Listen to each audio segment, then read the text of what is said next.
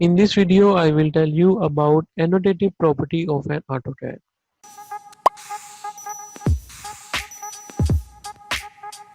जब आप complex drawing को बनाते हैं या आप डिफरेंट व्यू पोर्ट्स और लेआउट्स डिज़ाइन करते हैं तो उसके अंदर एनोटेटिव प्रॉपर्टी बहुत अहमियत रखती है। मतलब इसका ये है कि इस टाइम मेरे पास स्क्रीन पे दो बॉक्सेस हैं।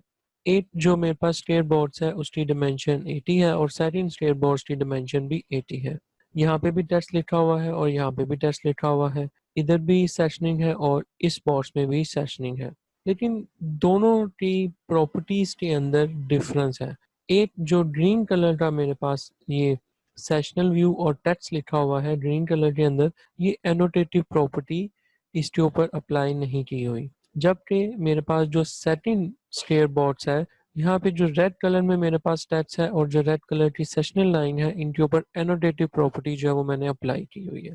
नाउ यू सी कि जब मैं अपने स्टेटस बार में अपनी स्केल जो भी मेरी स्केल 1:1 है, इसको 1:2 करता हूँ, तो आप देखें स्क्रीन के ऊपर मेरी sessional lines, dimension and annotative text जो है, इन सब की डायमेंशन जो है मेरी स्केल के मुताबिक एडजस्ट हो रही है।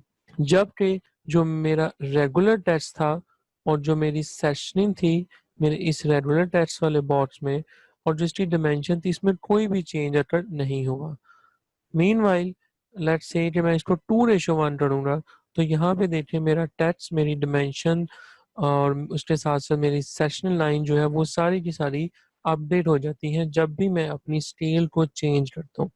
तो इससे ये बात क्लियर हो रही कि जब आपकी ड्राइंग के अंदर डिफरेंट स्केल के ऊपर व्यू पोर्ट्स बनी हुई हैं या आपकी ड्राइंग डिफरेंट स्केलिंग के ऊपर आपने प्रिंट करनी है, उस सूरत में आपका जो टेक्स्ट है, जो आपकी सेशनल लाइंस हैं, जो आपके लेडर्स हैं, मल्टी लेडर्स हैं, जो डायमेंशंस हैं, उन सब को अगर आप एनोटेटिव प्रॉपर्टी अप्लाई करेंगे तो वो आपकी ड्राइंग के अलोन अपनी हाइट को और अपनी स्पेसिस को एडजस्ट करेंगे।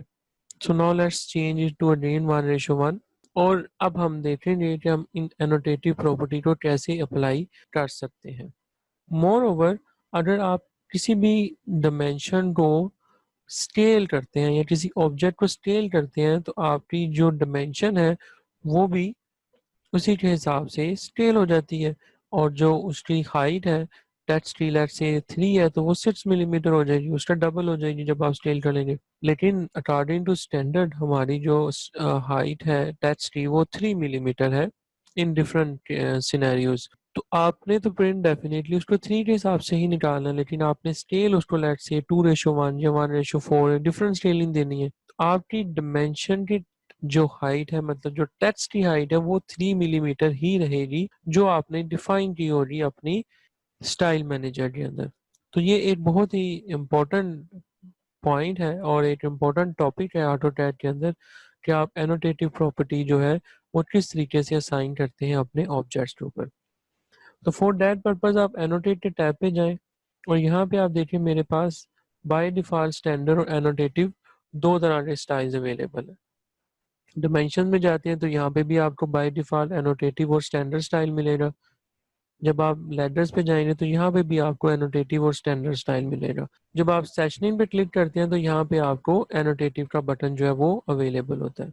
मोर ओवर, आप एनोटेटिव का जो पैनल है वो आपको एनोटेटेड टैब के अंदर अवेलेबल है और ये एनोटेशन स्केलिंग के नाम से ये पैनल अवेलेबल है। तो जितनी ज़्यादा स्केलिंग आप अपने एनोटेटिव स्केल के अंदर ऐड करेंगे, आपका ऑब्जेक्ट उसी के हिसाब से अपने आप को स्केल करेगा। लाइक जब मैं इस टेक्स्ट पे क्लिक करता हूँ तो आपको सिर्फ एक सिंगल टेक्स्ट नजर आ रहा है।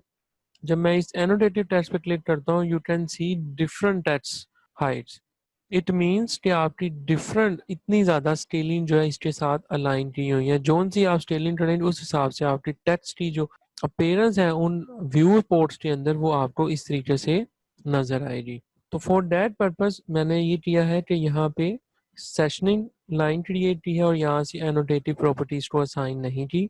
और जो मैंने डिमेंशन यहाँ पे ऐड की है वो मैंने अकॉर्डिंग टू जो स्टैंडर्ड हमारे पास प्रैक्टिस थी उसको प्लेस किया है यहाँ पे।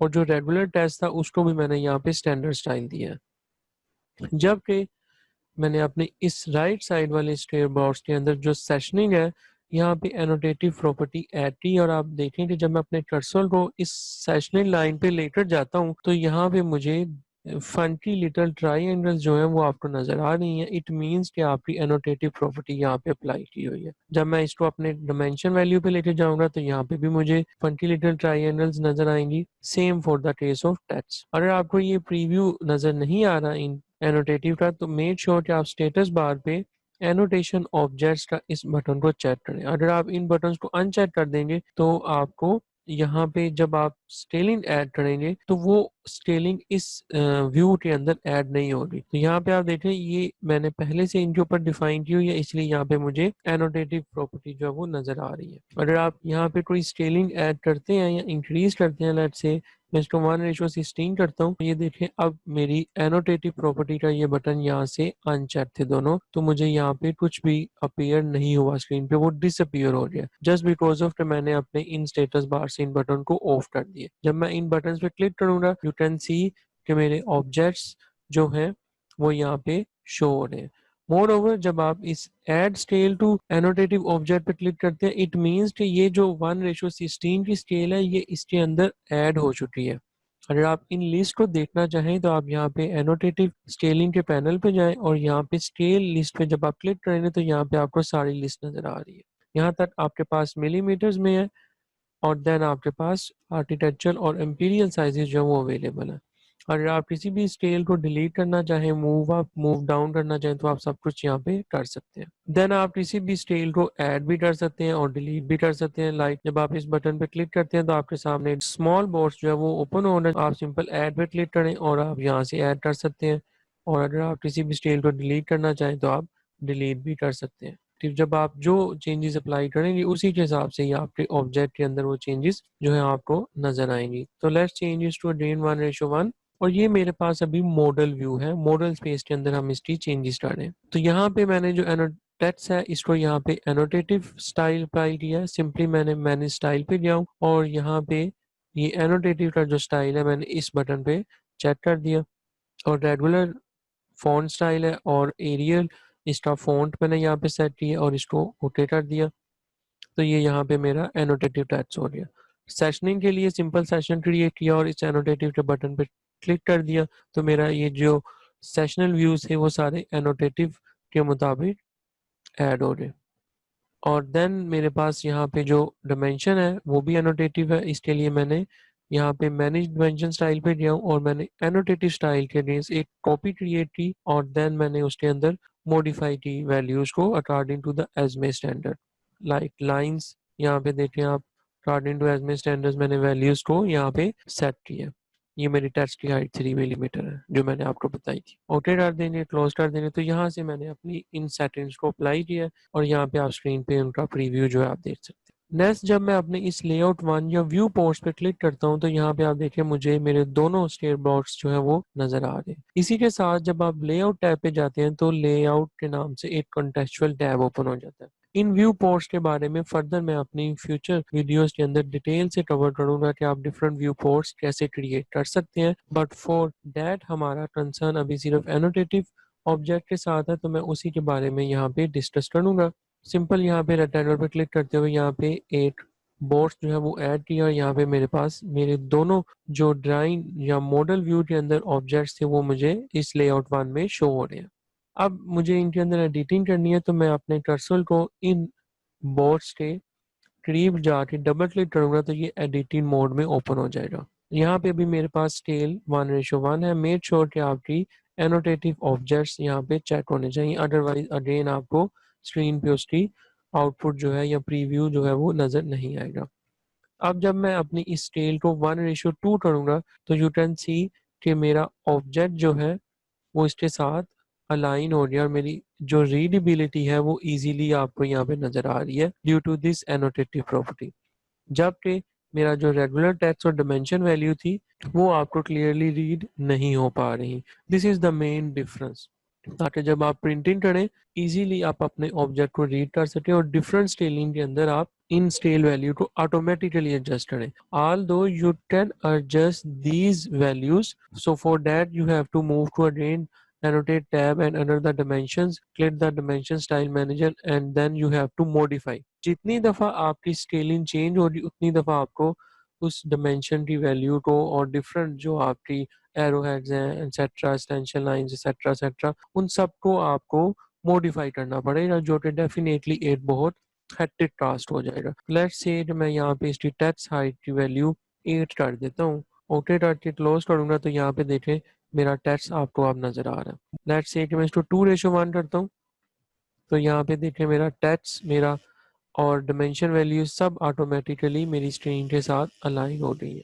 तो यहाँ पे आप देखें और again let's say change is to again 1:1 तो यहाँ पे आप देखें अब आपका जो टेक्स्ट है वो स्क्रीन के या जो रिक्वायर्ड आपको चाहिए थी अपीयरेंस उससे ज़्यादा आपको बड़ा नज़र आ रहा है, लार्जर व्यू में नज़र आ रहा है। तो मुझे अगेन स्टैंडर्ड पे जाना पड़ेगा और इसकी टेक्स्ट हाइट को अगेन मॉडिफाई करना पड़ेगा और इसको फिर से मुझे 3 सेट करना पड़ेगा। ओके करूँगा क्लोज करूँगा, अब मेरा टेक्स्ट नॉर्मल व्यू में आ जाएगा। Okay now let's move to another example. यहाँ पे मेरे पास एक ऑब्जेक्ट है और जिसकी डिमेंशंस मैंने यहाँ पे ऐड की हुई हैं और अगेन यहाँ पे मैंने एक एजमे के नाम से डिमेंशन स्टाइल बनाया है और इसकी मॉडिफिकेशन में जाके मैं आपको बता देता हूँ कि लाइंस के अंदर मैंने स्पेसिस इसकी 3, यहाँ पे 3 और यहाँ पे 1, ओरिजिन फ्रॉम द ऑफसेट ये वैल्यू सेट की है।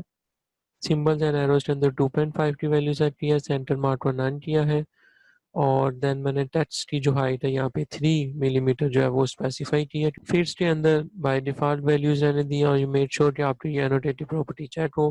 प्राइमरी यूनिट्स की वैल्यूज को चेंज किया है यहाँ पे और इसे ओके कर दिया और ये मेरी एनोटेटिव प्रॉपर्टी के साथ मेरा डिमेंशन स्टाइल जो है वो रेडी हो गया। तो यहाँ पे मेरी सारी डिमेंशन आ रही है। मोर ओवर यहाँ पे लेडर्स जो हैं उसके लिए भी मैंने यहाँ पे मल्टी लेडर के अंदर एजमे के नाम से एक एनोटेटिव प्रॉपर्टी इसके लिए क्रिएट की है और यहाँ पे मैंने लैडर फॉर्मेट के अंदर एरो की वैल्यूज 2.5 सेट की है। लैडर स्ट्रक्चर मेरे पास 2 और लैंडिंग डिस्टेंस 2.5 है और कंटेंट के अंदर मेरे पास हाइट टेस्ट की 3 और लैंडिंग गैप 2 जो है वो मैंने स्पेसिफाई किया है। ओके कर दूंगा क्लोज कर दूंगा और ये मेरे पास लैडर आ गया। तो हर एक डिमेंशन जो मेरी वो एनोटेटिव प्रॉपर्टी को अटेन कर रही है। जब मैं अपने इस लेआउट 1 पे जाता हूँ तो यहाँ पे देखिए मेरे पास ड्राइंग जो है वो बनी हुई है और यहाँ पे मैंने पेज की जो सेटिंग है वो भी सेट की हुई है। वो आप कैसे कर सकते हैं, आप लेआउट्स पे जाएंगे, पेज सेटअप पे क्लिक करेंगे तो आपके सामने पेज सेटअप मैनेजर आएगा। इस लेआउट 1 को मैंने यहाँ पे मॉडिफाई किया और इसका पेपर साइज मैंने लेटर 8.5 टाइम्स 11 इंचज असाइन किया। कस्टम स्टाइल के अंदर मैंने कहा है कि 1 इंचज जो है वो हमारे पास 25.4 यूनिट्स के अंदर है क्योंकि मेरी डिमेंशन वैल्यूज जो है वो मिलीमीटर में है और मैं प्रिंट जो है वो इंचज वाले पेपर स्पेस के ऊपर निकाल रहा हूँ। फॉर डैट मैंने यहाँ पे उसकी स्केलिंग इस तरह से सेट की है और यहाँ पे monochrome dot C T B plot style table को असाइन किया। फर्दर इसके बारे में डिटेल वीडियो जो है वो आपको फ्यूचर लेसन्स के अंदर मिल जाएगी, लेकिन अभी हम यहाँ पे सिर्फ एनोटेटिव प्रॉपर्टी के साथ डिस्कस कर रहे हैं। तो ये जस्ट फॉर इंफॉर्मेशन पर्पस यहाँ पे मैंने पेज सेटअप को सेट किया है ताकि हम इजीली आपको यहाँ पे प्रीव्यू दिखा सके एनोटेटिव प्रॉपर्टी का। तो मैं यहाँ पे इसको डबल क्लिक करके एडिटिंग मोड में लेकर आता हूँ और यहाँ पे इसकी स्केल 1:1 करता हूँ और ये देखिए मेरा ऑब्जेक्ट ऑटोमेटिकली मेरी स्क्रीन के साथ अलाइन हो गया। मेरी डिमेंशंस और इवन दो कि मेरी लैडर वैल्यूज भी अपडेट हो रही है अकॉर्डिंग टू एनोटेटिव प्रॉपर्टी। नेक्स्ट जब मैं इसको 1:2 करता हूँ तो ये देखें मेरी सब डिमेंशंस और उनकी टेक्स्ट वैल्यूज इजीली मुझे रीड हो रही हैं। जब मैं इसको 2:1 करूँगा तो ये देखें। सिमिलरली जब मैं लेआउट 2 पे जाता हूँ तो यहाँ पे मेरे पास पहले से एक लेआउट बना हुआ है, मैं इसको डिलीट करता हूँ और 8 व्यू पोर्ट्स मैं यहाँ पे खुद क्रिएट करता हूँ। मैं रेक्टेंगल पे क्लिक करूँगा और यहाँ पे एक रेक्टेंगल ड्रा करता हूँ और ये देखिए मेरे इस पर डबल क्लिक करूँगा ये एडिटिंग मोड में आएगा और अभी इसकी स्केल जो है ये मैंने एनोटेटिव बटन को भी चेक कर दिया और इसकी स्केल अभी बाय डिफॉल्ट स्केल सेट हुई है। मैं इसको 1:1 करूँगा तो ये मेरी स्केल जो है इस व्यू से आउट हो रही है जस्ट बिकॉज ऑफ कि मेरे पेपर स्पेस की सेटिंग जो है वो सेट नहीं थी। तो अगर मैं इसको 2:1 करता हूँ तो ये और इंक्रीज हो गया और मुझे उसका व्यू नज़र नहीं आ रहा। ओके सो फॉर डैट मुझे पेज सेटअप करना पड़ेगा और मैं यहाँ पे लेआउट 1 को सेट रन करके क्लोज कर देता हूँ। अब मैं यहाँ पे अपने इस रेक्टेंगल को इंक्रीज करता हूँ इसका साइज और यहाँ पे इस इसका स्केल जो है 1:2 करूँगा और ये देखें, लेट्स चेंज इस टू 2:1। ठीक हो गया। तो पेपर स्पेस का भी बहुत इंपॉर्टेंट रोल है। फर्दर हम पेपर स्पेस क्या होती है, व्यू पोर्ट्स क्या होते हैं, किस तरीके से आप मैनेज करते हैं, इसको हम अपने फ्यूचर लेसन के अंदर कवर करेंगे। So it was all about annotative property of an AutoCAD.